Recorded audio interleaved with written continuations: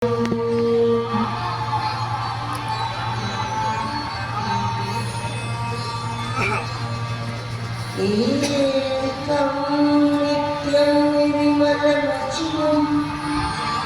na pass mo? Pass.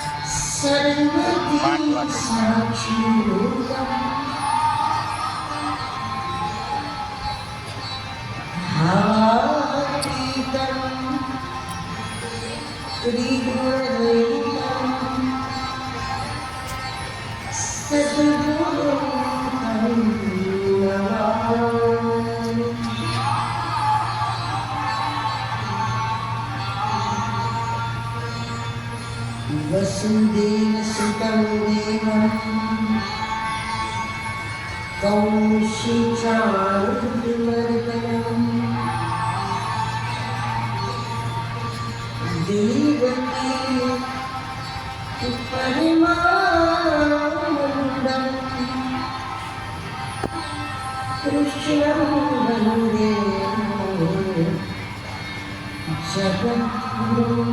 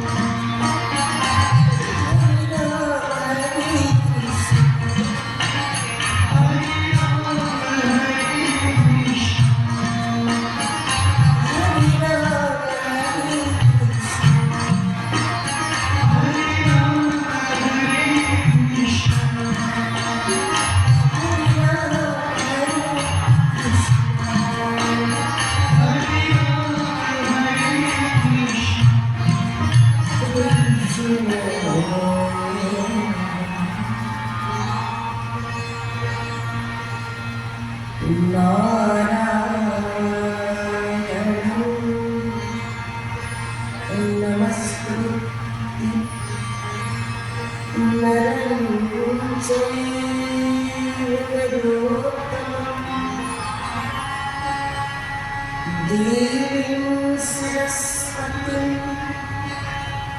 व्यासं ततो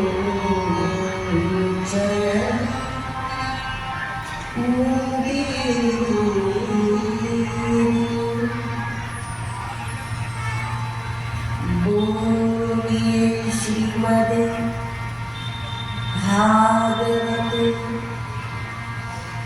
महापुराण की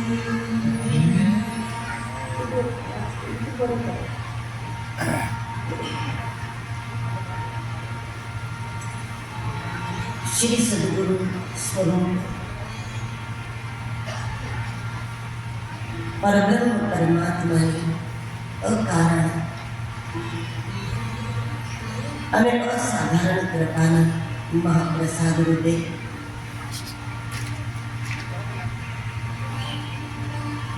વિરમગામની ઐતિહાસિક ભૂમિમાં શ્રીમદ ભાગવત કથાનું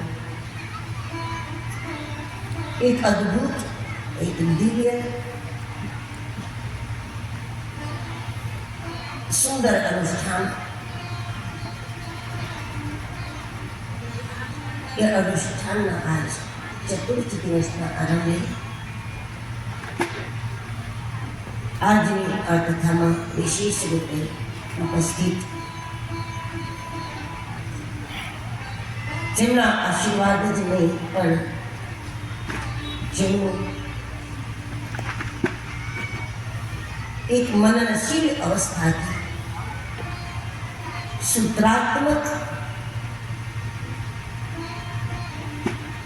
ઉદ્બોધન જેનું આપણને એમના વચનામૃતમાં પ્રાપ્ત થયું એવા પરમ પૂજ્ય સ્વામી નિજાનંદજી મહારાજજી સંતરામ મંદિરથી જે પધારેલા હતા ઉમરેજ સંતરામ મંદિરથી ગુજરાત શ્રી ગણેશદાસજી મહારાજજી ઉપસ્થિત સંતો અને વિશેષ રીતે રાજકીય મહાનુભાવોમાં અમારા મોરબીનું જે ગૌરવ છે અને મોરબીનું પ્રતિનિધિત્વ લઈને અહીંયા ઉપસ્થિત ગુજરાત રાજ્યના મંત્રી આદરણીય શ્રી કાંતિભાઈ અમરતિયા અને એમની સાથે મારા જીતીભાઈ વિશ્વામિત્રજીની જીવન આ જન્મમાં જાણે એમને દૈવત્વ પ્રાપ્તિ કરી લીધું એમાં એમના નામમાં જેપી જોશીજી બોલાનો એટલે નક્કી છે કે હવે એનું આખું જીવન ધોરણ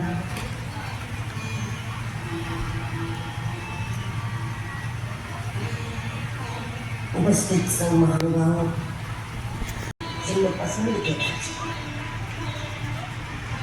આ અનુષ્ઠાન માટે આ આયોજન માટે એવા ઠક્કર પરિવારના શ્રી જીતેન્દ્રભાઈ ઠક્કર, કૌશિકભાઈ, દીપાબેન, મિલનભાઈ, જીગાભાઈ, લીલાબેન અને ખાસ કરીને જેમનો આગ્રહ આ આયોજન માટે સૌથી વધારે નિમિત્ત બન્યો, જે પોતે બંને પતિ પત્ની સપત્ની બંને શારીરિક રૂપે સ્વસ્થ નથી, શારીરિક રૂપે વિકલાંગ છે, પણ આપણા સૌની બૌદ્ધિક વિકલાંગતાની દવા ભાગવતના રૂપમાં જે કરી શકાય છે એવા યોગેશભાઈ એમના ધર્મપત્નીજી અને આપ સૌની જે ભાગવત નિષ્ઠા છે, સત્સંગ નિષ્ઠા છે, જે એકાગ્રતાથી આપ સૌ શ્રવણ કરી રહ્યા છો એ એકાગ્રતાને ખૂબ ધન્યવાદ.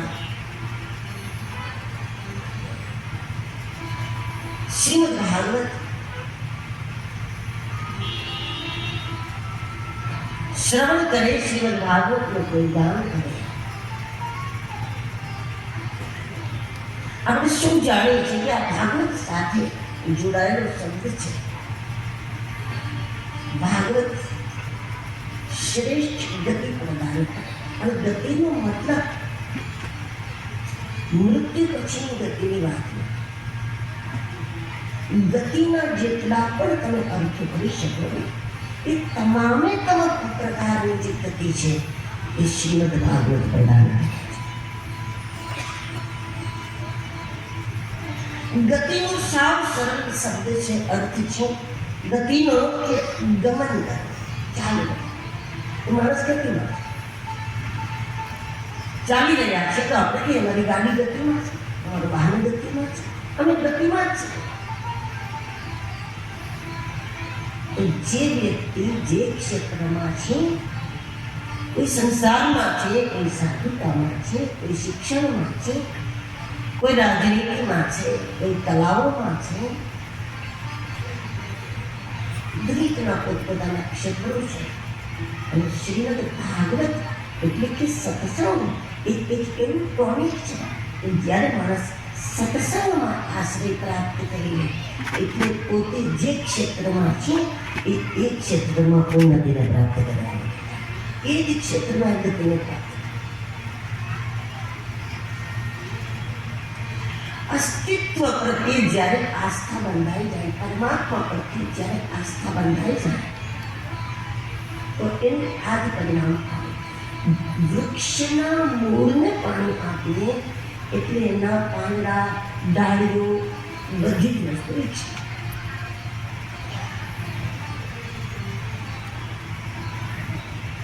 એના માટે એક એક પાંદડાને પાણી આપવાની જરૂર નથી, એક એક ડાળીને પાણી આપવાની જરૂર નથી. મૂળને પાણી મળે, આખું ઝાડ, ડાળીઓ વિકસી જાય, પાંદડા વિકસી જાય, ફૂલ વિકસી જાય, ફૂલ વિકસી જાય, એ બધું એની રીતે થઈ જાય. એ રીતે માણસ માત્રને પરમાત્મા પ્રત્યે આસ્થા સાચી બંધાય. આપણને તો ભગવાન છે એ જ 90 વર્ષ સુધી નથી રહેતા. એ છે કે નહીં? ક્યારેક ભગવાન છે એવું લાગે, ક્યારેક નથી એવું લાગે, ક્યારેક છે એવું લાગે, ક્યારેક નથી એવું લાગે. બહુ જ ઓછા લોકો છે કે પરમાત્મા માટે જેને છે પાકો થઈ ગયો. ભગવાન માટે છે પાકો થઈ ગયો ને એનું નામ પણ સિદ્ધિ છે. એ તે છે બસ. ભગવાનના હોવામાં જેને શંકા નથી, ઈશ્વરના અસ્તિત્વમાં આસ્થા બંધાય એટલે માણસ ઉન્નતિને પ્રાપ્ત કરે, પણ પરમાત્માના હોવાની અનુભૂતિ, ભગવાનના હોવાનો અહેસાસ, ભગવાનના હોવાની સુગંધ, ભગવાનના હોવાનું એક દર્શન, ભગવાનના હોવાનો એક પ્રકાશ, એ જે શબ્દમાં પણ એ જેને જ્યારે પણ પ્રાપ્ત થશે ત્યારે એને ભગવાનની કથામાં જ પ્રાપ્ત. ઈશ્વરના હોવાની અનુભૂતિ સૌ પ્રથમ એનો અહેસાસ એ સત્સંગમાં નથી. જો તમે ગતિ કહેતા હો કે હું જે ક્ષેત્રમાં છું એમાં મારી ઉન્નતિ થાય, જે ક્ષેત્રમાં છું એમાં ભણતરમાં આગળ વધુ, કલામાં તો કલામાં આગળ વધુ, સમાજ સેવામાં તો સેવામાં આગળ વધુ, સાધુતામાં, જ્ઞાનમાં, વિદ્વતામાં, વિદ્યામાં, તંત્રમાં, મંત્રમાં, જેમાં પણ છીએ એમાં માણસ ક્ષેત્રથી આગળ ગતિ કરવા માંડે. એનો આધાર શ્રીમદ ભાગવત. ગતિનો બીજો રૂપ છે, ગતિનો મતલબ છે આશ્રય, શરણાગતિ. સદગુરુ પ્રત્યેની શરણાગતિ, ઈશ્વર પ્રત્યેની શરણાગતિ, ઈષ્ટ પ્રત્યે શરણાગતિ, ભગવાનના કોઈ એક સ્વરૂપમાં એની એક નિષ્ઠા. જે ગતિ છે એ શરણાગતિ છે. એક ગતિનો અર્થ શરણાગતિના રૂપમાં જોવો તો પણ શ્રીમદ ભાગવતથી જેને પણ ભગવાનમાં જેટલી શરણાગતિ છે એ શરણાગતિમાં વધારે. તમે સત્સંગ ક્યારેય ના કરતા હો અને પૂજા કરો એમાં, અને 2 દિવસ કથા સાંભળ્યા પછી પૂજા કરવા બેસો એમાં તમે સત્સંગ કર્યા વગર રોજ મંદિરે ગયા, રોજ મંદિરે જવાનું, જેનો પણ મંદિરે નહીં, બહુ સારી વાત છે. પણ જો સત્સંગ ના કરો તો પરિણામ એ આવે કે 5 દિવસ તમે ભગવાનના દર્શન કરવા જતા હો એવી રીતે જાઓ, અને 5-7 દિવસ પછી જાણે ભગવાનને દર્શન આપવા જતા હોય એવી રીતે જાઓ. જાણે દર્શન આપવા જતા મંદિરે જ્યાં કામ પતી સફાઈ કરવી કામ પતાવવાની વાત છે, રસોઈ બનાવવી કામ પતાવવાની વાત છે, પોતાનું જે કંઈ નાનું મોટું કામ છે લવાઈ જવાયું કામ પતી ગયું. એ રીતે 5 દિવસ પછી મંદિરે જવા લાગશો તો મંદિરે જવાય ગયું, કામ પતી ગયું, એક કામ પતી. પણ એનો કોઈ આનંદ નહીં, એનો કોઈ સ્વાદ નહીં, એનું કોઈ સુખ નહીં. ભગવાનના દર્શનનો, ભગવાનને માણવાનો કોઈ સુખ નહીં. અને એની એક ક્રિયા, મંદિરે તમે જતા હો પણ સત્સંગ કરો અને પછી એનું એ મંદિર, એની એ મૂર્તિ, એના એ ભગવાન, એના એ હનુમાનજી, એના એ રામજી, કોઈ ફરક નથી. પણ સત્સંગ પછી માણસ જ્યારે મંદિરે જાય ત્યારે એની આંખમાં ગજબ દર્શનનો ભાવ આવે. કારણ કે વાસ્તવમાં દર્શન દ્રશ્યમાં નથી હોતું, દર્શન આંખમાં હોય. દર્શન મૂર્તિમાં નથી, દર્શન કરનારની આંખ. દર્શન કોઈ આકારમાં નથી, દર્શન કોઈ રૂપોમાં નથી, દર્શન કોઈ આકૃતિમાં નથી, દર્શન આંખમાં. અને આંખમાં છે એ દર્શન જ જો ખુલેલું ના હોય તો મંદિરે જઈએ તો કેવી રીતે જઈએ? કામ પતી દિવસ જઈ આવ્યા. કામ પતી ગયું. એક નિયમ હતો કામ પતી ગયું. પણ દર્શનનું સુખ ન લઈ શકે. માળા કરો પણ માળાનું સુખ ન લઈ શકે. અને 1000 નામ કરી લો, કોઈ એ અહેસાસ ન થતો હોય. અને સંત મહાત્માઓ એક વાર હે રામ બોલે, રોમે રોમે નશો આવી જતો. રોમે રોમે આનંદ આવી જતો. એક વાર રામ બોલે અને એનું જે સુખ છે એ સુખ આપણે ન લઈ શકતા. આપણે તો માળા કરીને 5 કામ પતી ગયું. પણ એ દરેકે દરેક વસ્તુમાં જો રસનો અનુભવ કરવો હોય, એ દરેકે દરેક ક્રિયાની સાથે હરિરસને જો પીવો હોય, ભગવાનનું નામ લેનારા ભગવાનને પીધાનો આનંદ લે, મંદિરે જનારા ભગવાનને પીધાનો આનંદ લે, પાઠ કરનારા ભગવાનને પીધાનો આનંદ લે છે. એ આનંદ જો લેવા હોય એવી એ બધી ક્રિયાઓમાં તો સત્સંગ કરો નિયમિત. અને સત્સંગ કરનારો જ્યારે દર્શન કરે તો એ આંખમાં એની આંખમાં દર્શન છે. તો ખ્યાલ આવે મૂર્તિ શું છે, મંદિર શું છે. સત્સંગ કરનારો જ્યારે માળા લઈને બેસે ત્યારે એને ખ્યાલ આવે કે જપમાં રસાનુભૂતિ છે. દર્શન વિશ્વામિત્ર તુલસીદાસજી માણસમાં લખ્યું, જ્યારે ભગવાન શંકરજી રામજીને જોડે છે તો કેવી રીતે જોડે છે. તો માણસની આ પંક્તિમાં દર્શનની પદ્ધતિ છે.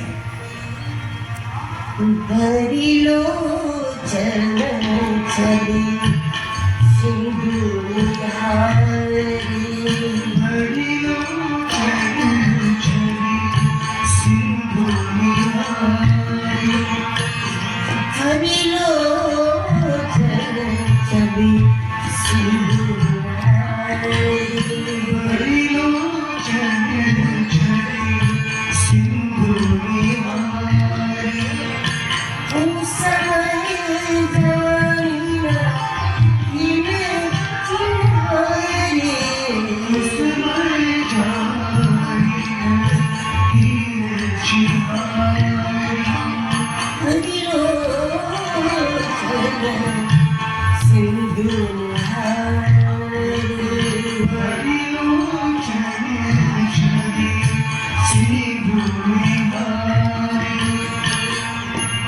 ભગવાન રામને આંખો ભરી ભરીને પીધા.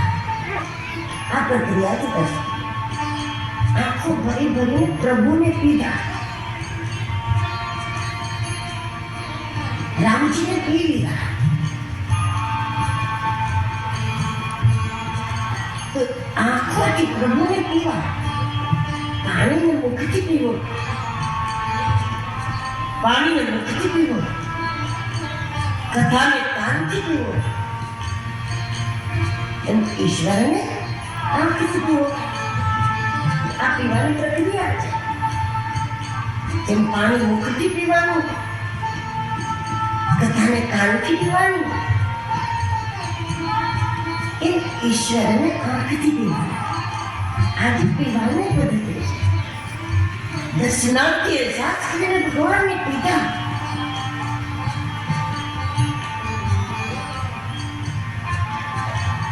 એ આનંદનો એક જ ઉપાય છે.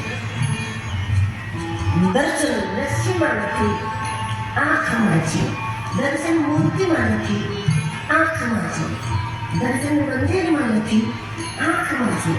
અને આંખની અંદર જો દર્શન તત્વ બંધ પડેલું હોય તો મંદિરના દરવાજા ખુલી જાય અને દર્શન દૂર.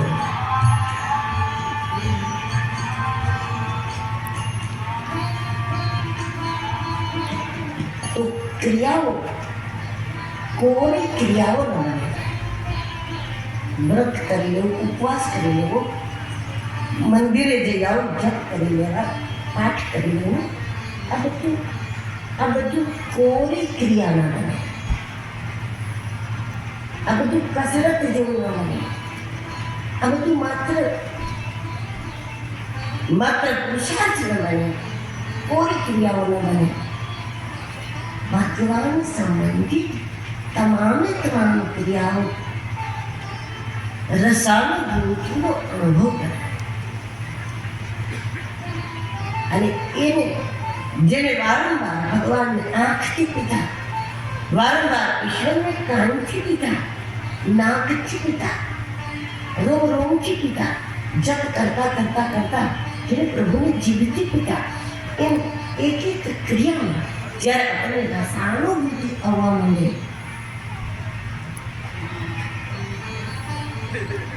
ત્યારે ભગવાનની નિકટતાનો આનંદ લેશે. ભગવાન છે એ વાત પાકી થઈ. ભક્તિ કરનારા કરોડો લોકો છે, મંદિરમાં ભીડ કરનારા કરોડો લોકો છે, તીર્થોમાં ભીડ કરનારા કરોડો લોકો છે, પણ ભગવાન છે એ પાકું જ દિવસોમાં બહુ ઓછા છે. જેને પાકું જ ઈશ્વરને કલ્પના માનનારો વર્ગ મોટો છે.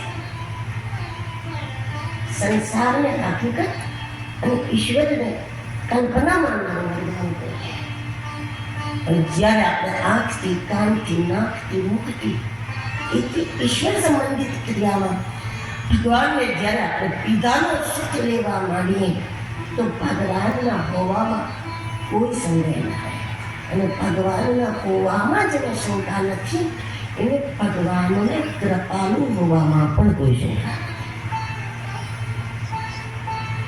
ભક્તિ એને જ કહેવાય કે જેને ભગવાનની કૃપામાં ક્યારેય કોઈ પ્રકારની શંકા ન થાય. દુઃખમાં ભગવાનની કૃપા છે કે નહીં એનો સવાલ થઈ જાય, અને સુખમાં ભગવાનની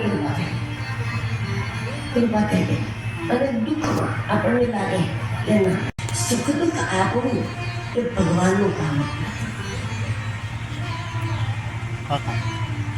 ભગવાન ક્યારે સુખ દુઃખ ન આપે. ભગવાન આપણા ઉપર પ્રેમ જ વરસાવે. બસ ઈશ્વર કૃપા જ વરસાવે. કૃપા સિવાય કાંઈ નહીં.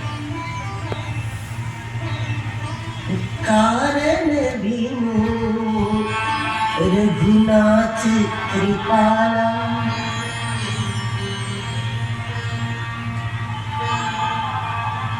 ભગવાનની કૃપા સિવાય કાંઈ કરતો. સુખ દુઃખ આપવું એ ભગવાનનું કામ નથી. આપણને પ્રાપ્ત સુખ, આપણને પ્રાપ્ત દુઃખ એ આપણી ખૂબી છે. એ આપણા ઉપર આપણી કૃપા છે. આપણે આપણા ઉપર કૃપા કરી અને જ્યારે બે કામ સારા કર્યા એના પરિણામે સુખી થઈ ગયા. અને આપણે આપણા ઉપર કોપ કરીને જ્યારે ચાર કામ ખરાબ કર્યા તો આપણે એ વાતથી લઈને દુઃખી થઈ ગયા. સુખ દુઃખ આપવું એ બહુ તુચ્છ વસ્તુ છે. ઈશ્વર સુખ ના આપે, ઈશ્વર દુઃખ ના આપે. ભગવાન માત્ર કૃપા વરસાવે છે, સિવાય કાંઈ કારણ બિનુ રઘુનાથ.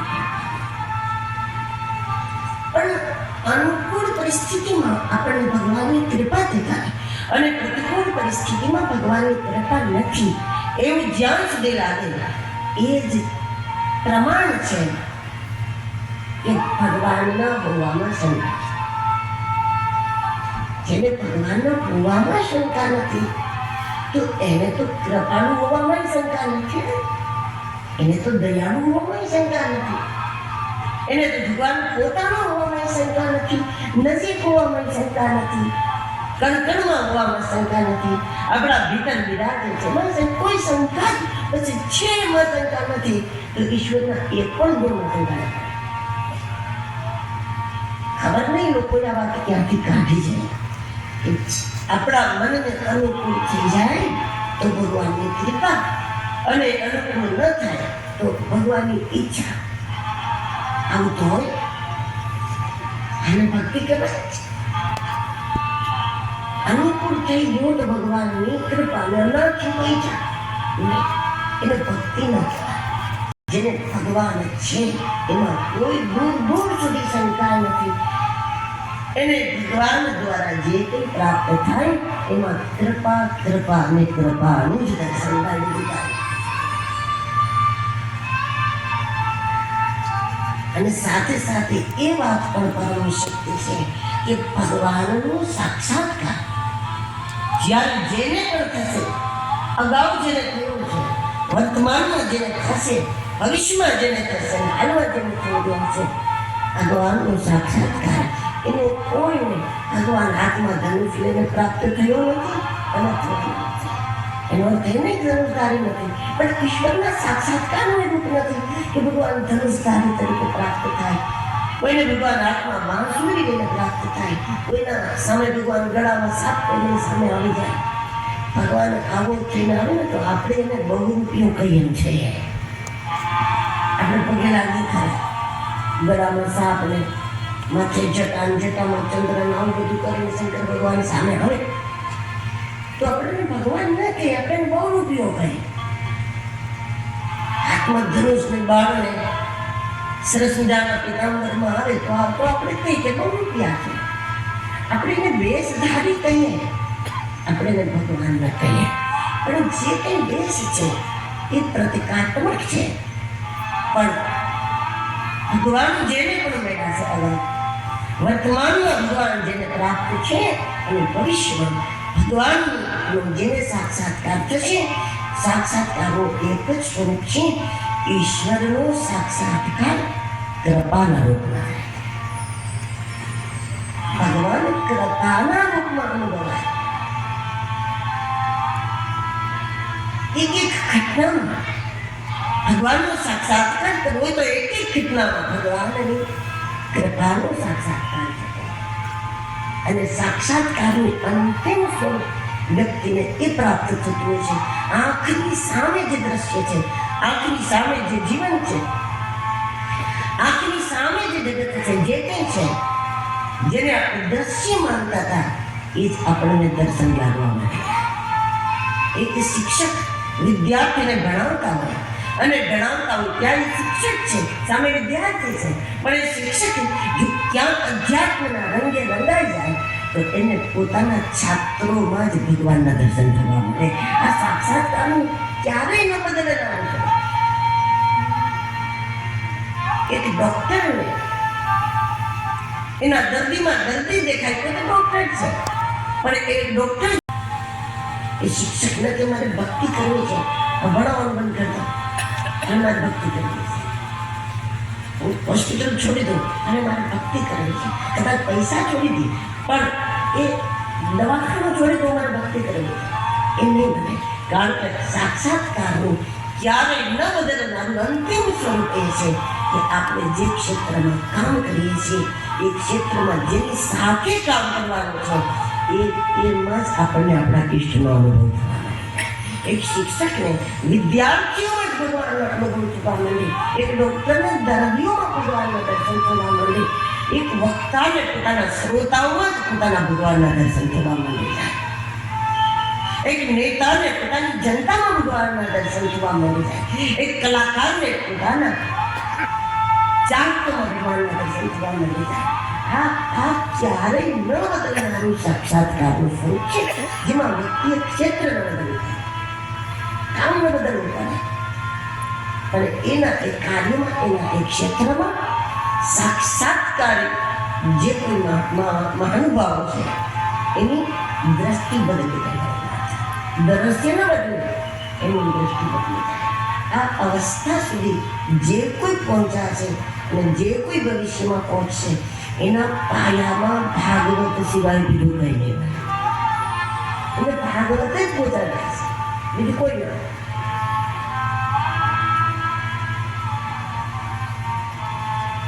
તો ભગવાનની કૃપામાં જ્યારે શંકા ન પડે તો ઈશ્વર પ્રથમ કૃપા રૂપે આપણા જીવનમાં અજવાળા કરે, અને ઈશ્વરના અજવાળે દેખાતા આખા જગત સાથે આપણો વ્યવહાર સારો થઈ જાય. આ સાક્ષાત્કાર. અને એ પ્રકારની ગતિની ભાગવત વાત કરે છે કે ભાગવત મુક્તિ આપે, ભાગવત ગતિ આપે, મતલબ મૃત્યુ નામની વસ્તુને જગ્યા જ નથી આખા ભાગવતમાં ક્યાં. પણ જે છે એ પરમાત્મા સિવાય કાંઈ નથી. એ વાત જ્યારે અનુભવમાં આવી જાય આ મુક્તિ. ગતિનો મતલબ જ્ઞાન પણ છે. ઘણી વાર કોઈ કામમાં આપણે કહીએ ને કે ભાઈ મારી ગતિ નથી એમાં. આપણને કોઈ એમ કે વાહન કેમ સરખું કરવું, તો આપણે કહીએ ભાઈ એમાં આપણી ગત નથી. જે સંગીત ના જાણતા હોય એને કોઈ એમ કે આટલું વાયલિન વગાડી દો, હાર્મોનિયમ વગાડી દો, તો કહે છે ભાઈ આપણી ગત નથી એમાં, એમાંની ગત નથી. એટલે કે એનું જ્ઞાન નથી એમ. તો ગતિનો મતલબ જ્ઞાન પણ છે. એનો આધાર પણ શ્રીમદ ભાગવત છે. વ્યાસજી મહારાજ અદ્ભુત પ્રકરણ અહીંયા મૂકે છે. એટલે ભીતરથી ઉતાવળ થાય છે પ્રસંગમાં પ્રવેશ કરવા માટે. કારણ કે ગઈકાલે આપણે વિરમગામમાં બેઠા બેઠા ગંગાના કિનારે પહોંચી ગયા છે. પરીક્ષિતજીની સાથે સાથે સુક્તાની એક દિવ્ય ભૂમિ, ગંગાનો કિનારો. પરીક્ષિતજી મહારાજ પોતાના પુત્રને રાજ આપી જવાબદારી સોંપીને ગંગાના કિનારે પહોંચી ગયા. કારણ કે જાણતા હતા કે 7 દિવસ પછી માનો કે મારું શરીર ઘરમાં છૂટે તો ઘરના લોકો ખંભા ઉપર ઉપાડીને ગંગા કિનારે લઈ જવાના. કે ગંગા કિનારાના આજુબાજુના લોકો છે એ બધા ગંગા કિનારે જાય, 100-200 કિલોમીટર સુધીના બધા અંતિમ સંસ્કાર માટે બધા ત્યાં જાય.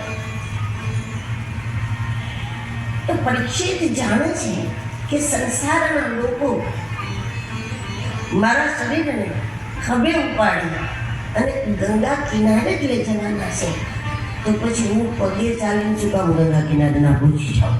મને ખબર જ છે કે આપણે ત્યાં જવાનું છે, તો હું ગંગા કિનારે કેમ ના પહોંચી જાઉં? મારા પગે ચાલીને એના ખભે ચડીને શું કામ જાઉં? તો પછી હું મારા પગે કેમ ના પહોંચી જાઉં? પરીક્ષિતજી ગંગા કિનારે આ રીતે પહોંચ્યા. પણ એ પહોંચ્યા ત્યારે સુખદેવજી નહોતા. અને તેથી દરેક ભાગવત કથામાં આ સ્પષ્ટતા કરવામાં આવે છે કે સુખદેવજી અને પરીક્ષિતજી વચ્ચે 7 દિવસનો ટાઈમ નથી ભાગવતમાં. કારણ કે જ્યારે પરીક્ષિતજી પહોંચ્યા છે ત્યારે સુખદેવજી હાજર નહોતા. સુખદેવજી ટાઈમ પછી 2-3 દિવસ પછી પહોંચ્યા છે. તો 2-3 દિવસ નીકળી ગયા. 7મા દિવસે તક્ષક કરડશે. એ 7ની ખબર જ પરીક્ષિતને સાંજે પડી. એટલે પહેલો દિવસ તો ઉપયોગમાં નથી, પહેલો દિવસ તો ગયો સમજે. પોતાના પુત્રને રાજ આપવાની સંપૂર્ણ વિધિ પરીક્ષિતજી કરી હતી. એક રાજ્યાભિષેકની જે વિધિ છે, જે પદ્ધતિ છે, ઓછામાં ઓછા 3 દિવસની વિધિ છે. 3 દિવસ એમાં 4 દિવસ ઓછા થઈ ગયા. 5મા દિવસે પરીક્ષિત ચાલ્યા છે. અને ઘરથી જ્યારે નીકળ્યા પરીક્ષિત ગંગા કિનારે જવા માટે 5મા દિવસે પરીક્ષિતજી ચાલ્યા છે. અને એ પણ ચાલીને ગયા છે. પરીક્ષિતજીના નગરથી સુકતાળની એ જગ્યા જ્યાં પરીક્ષિતજી ભાગવત સાંભળે એ 30 કિલોમીટર છે આજના ટાઈમે. હવે અત્યારે તો રસ્તા સારા છે, કદાચ 30 કિલોમીટર આપણે એક દિવસમાં પાર કરી દઈએ. પણ એ સમયે ખબર નહીં કેવા હશે. માની લઈએ કે ચાલો અત્યારના જેવા રસ્તા હતા એમ જ માનો, તો પણ એક દિવસ થાય ને. કારણ કે પરીક્ષિત વિમાનથી નથી ગયા, પરીક્ષિત હેલિકોપ્ટરથી નથી ગયા, પરીક્ષિત રથથી નથી ગયા, પરીક્ષિત ખુલ્લા પગે ગયા છે ગંગા કિનારે પેદલ. તો કોઈ માણસ 30 કિલોમીટર ચાલે, સતત ચાલે, એક દિવસ નીકળી જાય.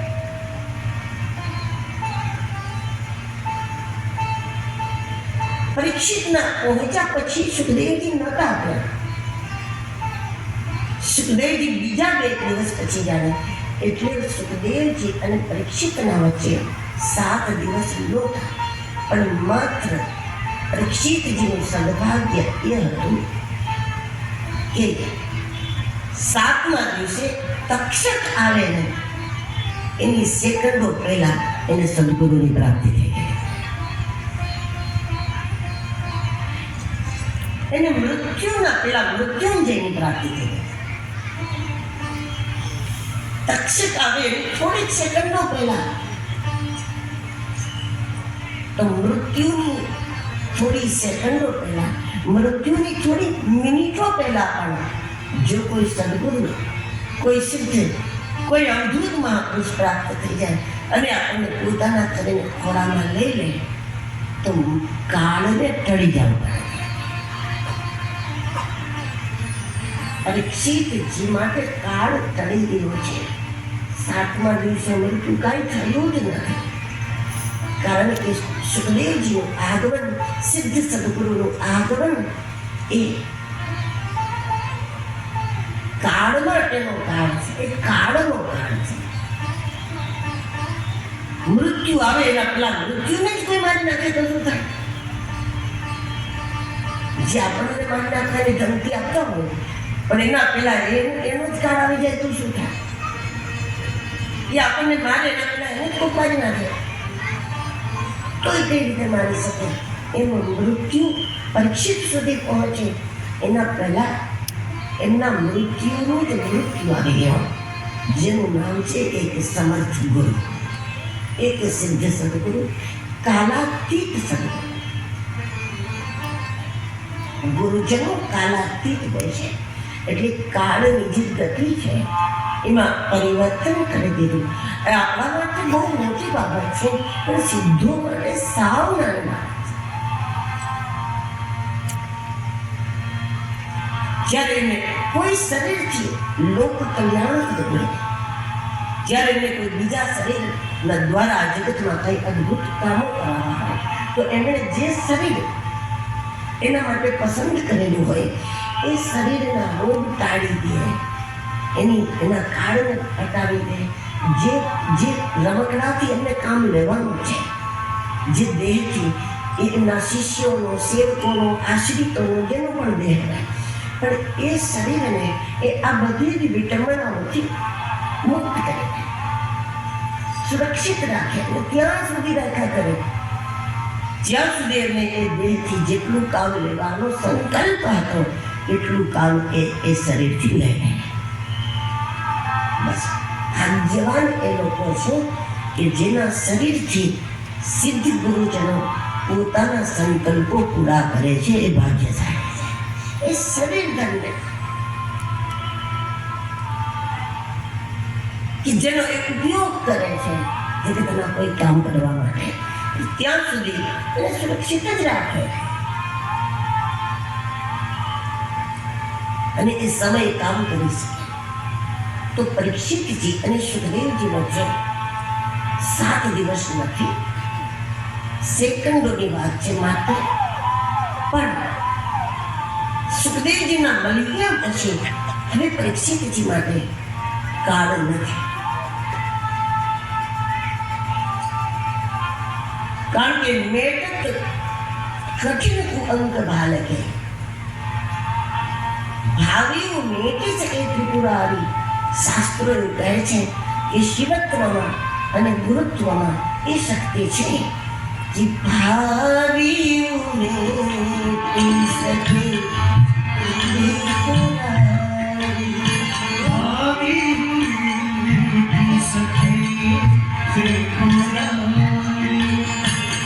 જો તપ કરે કુમારી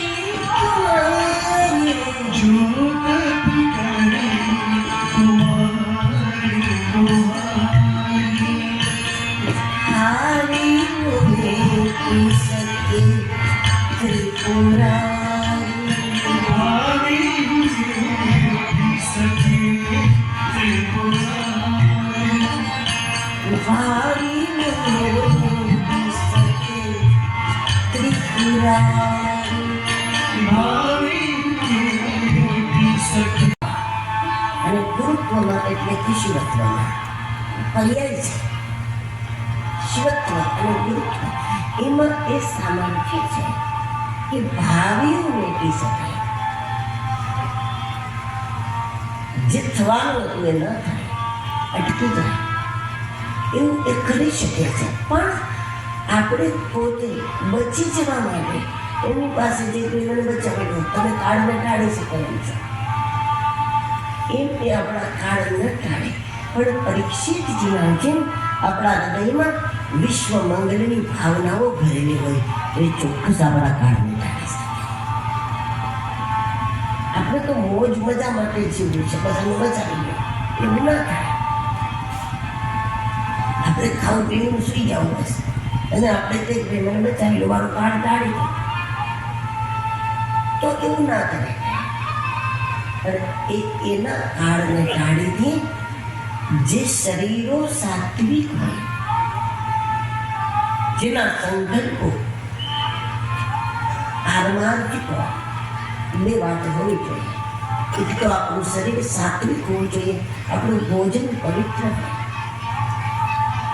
આપણો આહાર પવિત્ર હોય, આપણું ખાવું પીવું જોવું વાંચવું આ બધું પવિત્ર હોય.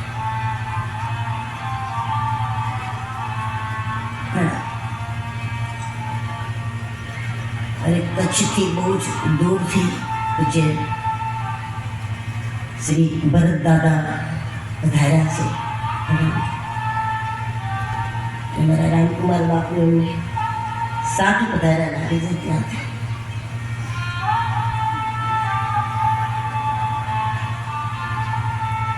તો ગુરુત્વ અને શિવત્વમાં એ સામર્થ્ય છે, એ અવિનાશી હોવાથી એ આપણે આ વિનાશને જ્યાં સુધી ઈચ્છે ત્યાં સુધી આપણા દૈનિક વિનાશને પણ અટકાવી છે. આપણા શરીરથી કેટલું કામ લેવું છે એ એમણે નક્કી કરેલું અને એટલું કામ આ શરીર કરી દે. જ્યારે સંતો સંકલ્પ કરે મારે મારા સેવકના શરીરથી, મારે મારા શિષ્યના શરીરથી દુનિયાના આટલા કામ કરવા છે એટલે આપણી બોડી કામ કરી લે. પણ એના માટે બે વાત મહત્વની છે કે આપણે માટી પવિત્ર હોવી જોઈએ, માટી પવિત્ર હોવી જોઈએ, નિર્વિકાર મન હોવું જોઈએ. સંસારમાં કોઈ અંતિમ સંસ્કાર થાય ને પછી લોકો એમ કહે કે માટી ઠંડી કરી. અંતિમ સંસ્કાર કરે પછી કંઈ પાણી વાળી નાખતા હશે અને એને એમ કહે કે માટી ઠંડી કરી. એ સંસારમાં એક વિધિ છે માટી ઠંડી કરવાની. થઈ કે નહીં તો ભગવાન જાણે, પણ જીવતા જીવ ક્યાંક સત્સંગમાં આસન લગાવી દો તો જીવતા જ માટી ઠંડી થઈ જાય. સદગુરુના પાસે જાઓ એ જીવતા જ આપણી વૃત્તિઓને શાંત કરે, આપણી ઈચ્છાઓ શાંત કરે, આપણી કામનાઓને શાંત કરે. એ માટી ઠંડી કરે.